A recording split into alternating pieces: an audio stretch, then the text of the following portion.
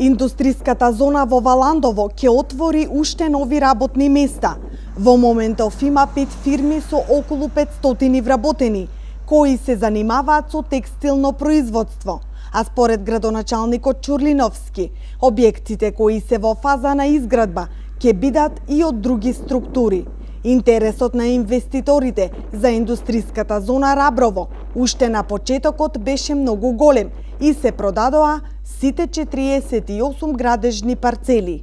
Прекрасно место одбравме, ја теравме процедурата 3-4 години, се убедувавме, носевме луѓе заедно со сите вработени од локалната администрација и сега веќе имаме 5 објекти кои се моментално изградени во кои што работат 500 луѓе. Точно е дека се тоа конфекции, меѓутоа сега објектите кои што се градат се објекти од другите структури и затоа мислам дека и сите други граѓани кои што ќе бараат работа, ќе им биде понудена адекватно према нивното образование и ќе најдат парче леп, ради тоа што како и сите други општини и населени места, така и имаме иселување на младите луѓе, тоа мора јавно да си го признаеме од градот Валандово, а основна цел е моја да им понудиме работа за да успееме да ги задржиме нашите граѓани.